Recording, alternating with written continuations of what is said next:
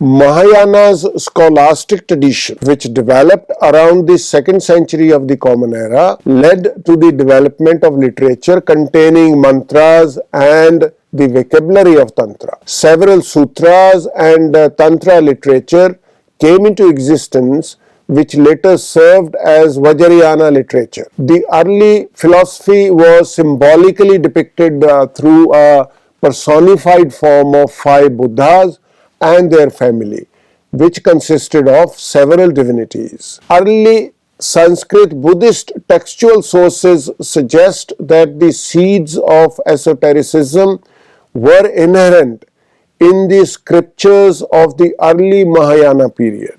One of the earliest records of esoteric rituals can be found in the texts such as Mahayana Sutra Alankar and Abhisamaya Alankar that got compiled around the 3rd century of the Common Era. Similarly, the ending dharani of the Heart Sutra, which does not belong to Tantra, shows a tendency toward developing the mantra tradition. From the 7th, 8th century of the Common Era onwards, Siddhacharyas, that is adept masters, played a crucial role in popularizing the Tantra tradition. Siddhacharyas were wanderers, a combination of a saint and eclectic scholar, and they behaved like lunatics.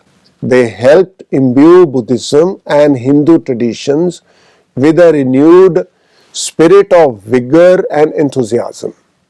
Siddhas lived outside the monastic communities and often mocked institutionalized religious traditions or monastic institutions. In their unorthodox teachings, they ridiculed the conventional mode of human behavior. Although some research has alleged to the corrupt libertines, the true Siddhas used unorthodox and radical means to achieve the ultimate state of supreme gnosis, which they called Sahaj. The miraculous yogic powers displayed by these Siddhas seem to have played a significant role in popularizing the Tantra tradition amongst the common masses. The Siddhacharyas also popularized tantric yogic practices through mystical songs known as Charya Giti and Charya Pad,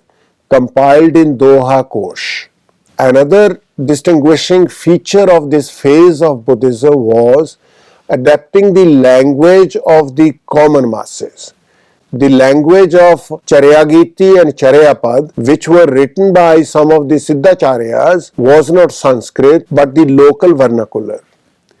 Their teachings also had a significant influence on established monastic universities such as Nalanda and Vikramshila. During this period, Tantric Buddhism also made its advent in Tibet, Nepal, Japan and other neighboring countries and assimilated their local practices and deities into it. Buddhism in this period had an all-embracing nature and incorporated several local traditions. The confluence of Shaivism, Shaktism and Tantric Buddhism during the Pala period, that is from about 750 to 1161 of the Common Era, provided the ground in which several tantric deities sprouted.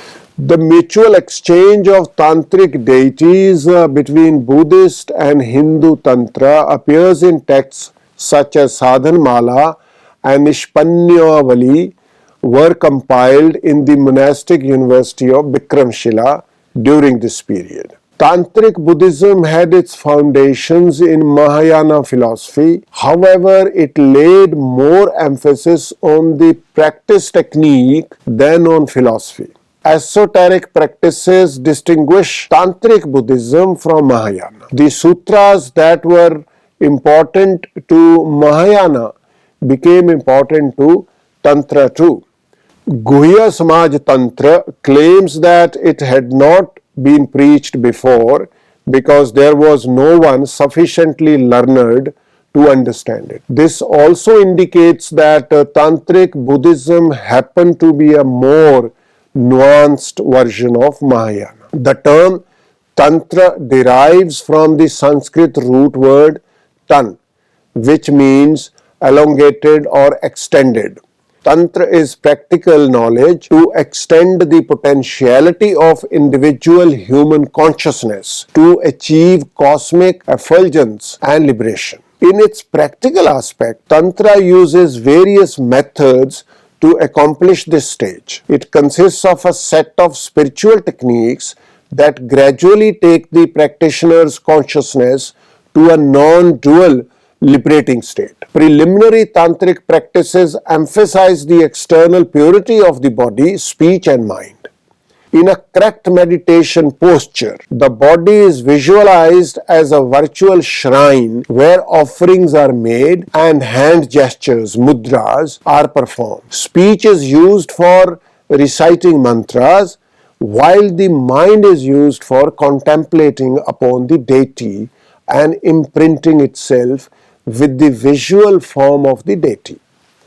The deity here represents some philosophical idea in the anthropomorphic form. As the practitioner invokes the quality of the deity, he tries to awaken similar features within him. The language of symbolism plays an important role in the tradition of Tantra. The icons and semiotics are used extensively to illustrate the philosophical concepts of Tantric tradition. The symbolic union of male and female figures represented the union of Shiva and Shakti in Hindu Tantric tradition. In Buddhism, the pragya, intuitive wisdom, was considered to be a passive female quality of human nature, while the upaya, skillful means such as compassionate action, was the male quality, and a union of both in the process of enlightenment was represented by an ecstatic union of male and female deity. Such symbolism implied that a similar union of the male and female mode could be experienced on a higher plane of consciousness, where all opposites appear in dynamic unity. For the practitioners of Tantra, during their visualization practices, the images of these deities serve as a prototype to create the mental image and then imagine themselves as becoming one with the deities. The relationship between image and the ritual associated with it has been a process of dynamic evolution and kept changing according to the tradition and time. Another method of practice in the Tantric tradition is use of mantra known as seed syllable mantra, bij mantra, was the phenomenon without any specific meaning but supposedly consisted of a blueprint of the iconographic details of Tantric deities. The repetitive utterance of seed syllables was supposed to lead the practitioner to the manifestation of the perceptual image of a Tantric deity.